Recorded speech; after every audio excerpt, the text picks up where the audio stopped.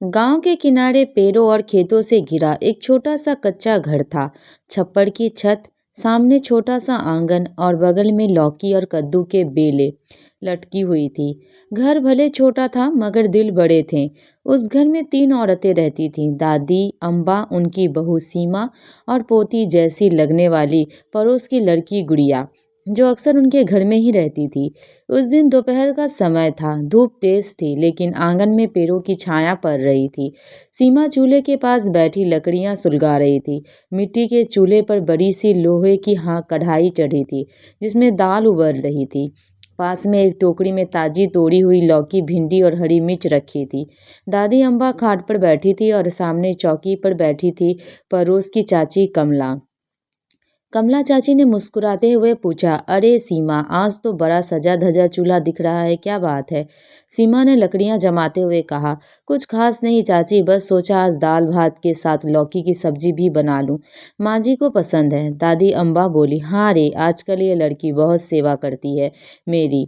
भगवान सबको ऐसी बहू दे। सीमा शर्मा गई। अरे माँ जी, आप भी ना।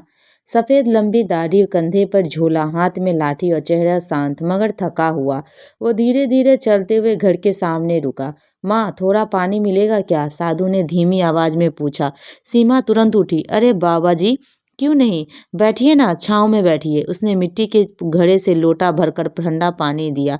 साधु ने पानी पिया, गहरी सांस ली और बोले, बेटी, बड़ा उपकार किया तुमने। कई घरों से गुजरा, किसी ने दरवाजा तक नहीं खोला।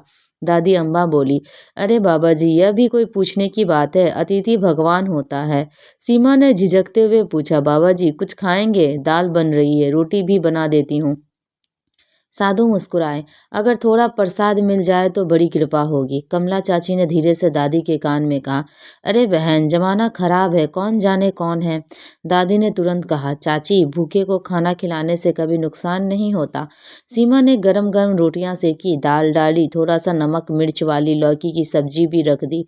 साधु बड़े प्रेम से खाने लगे, हर निवाले के बाद कहते, वाह बेटी, बहुत प्रेम से बनाया है। खाना खत्म करके साधु उठे, आंगन के बगीचे खड़े होकर बोले, इस बीच घर में कभी अन्न की कमी नहीं होगी और इस बहू का दिल हमेशा खुश रहेगा। सीमा ने हाथ जोड़ लिए, आपका आशीर्वाद है बाबा जी। साधु मुस्कुराए और धीरे धीरे रास्ते की तरफ चल पड़े। शाम को सीमा सब्जी की टोकरी उठाने गई तो हैरान रह गई। सुबह इतनी लौकी तोड़ी थी, उतनी ही फिर से बेल पर लटकी थी।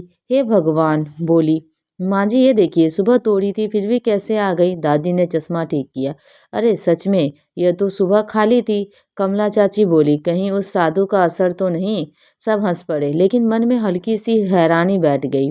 अगले दिन सीमा ने चावल निकाले, सोचा था बस 2 बार ही बचेगा, लेकिन जब पकाने लगी तो डिब्बा खाली ही नहीं हो रहा था।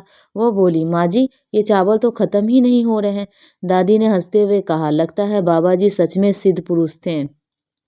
धीरे धीरे पूरे गांव में बात फैल गई, अम्बा दादी के घर कभी राशन खत्म नहीं होता।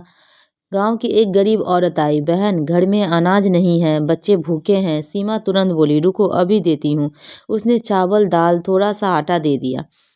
दादी बोली, बेटी, बांटने से ही बरकत बढ़ती है और सच में जितना देती है उतना ही घर में फिर भर जाता। गांव में एक लालची बनिया था, नाम था लाला हरीराम। उसे बुरा लगने लगा, यह औरत मुफ्त में अनाज बांट रही है, मेरा धंधा खराब हो जाएगा।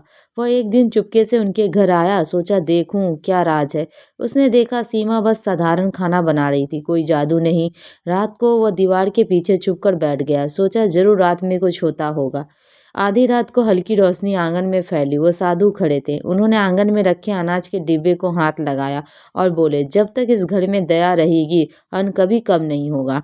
लाला हरीराम सब देख रहा था, वह डर गया। सुबह होते ही वह दौड़ता हुआ दादी के पास आया, माँ जी मुझे माफ कर दो, मैं लालच में अंधा हो गया था, मैंने बुरा सोचा था। दादी ने शांत स्वर में कहा, गलती मान ली, वही बहुत है बेटा। सीमा बोली, अगर सच में पछतावा है तो तुम भी जरूरतमंदों की मदद करो। लाला की आंखों में आंसू आ गए। आज से हर हफ्ते गरीबों को अनाज दूंगा। एक दिन दोपहर में फिर वही साधु आए।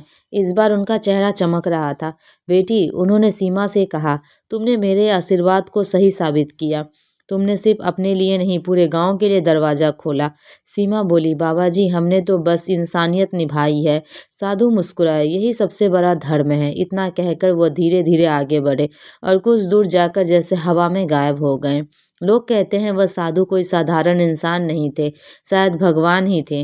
अम्बा दादी अब नहीं रही, लेकिन उनका घर आज भी खड़ा है। वहाँ आज भी कोई भूखा जाए तो खाली हाथ नहीं लौटता। गांव के बच्चे आज भी उस बेल से लौकी तोड़ते हैं और उनकी माएँ कहती है, बेटा याद रखना, रसोई में बरकत पैसे से नहीं, दया और बांटने से होती है। भूखे को खाना, प्यासे को पानी, यही है सबसे बड़ी पूजा।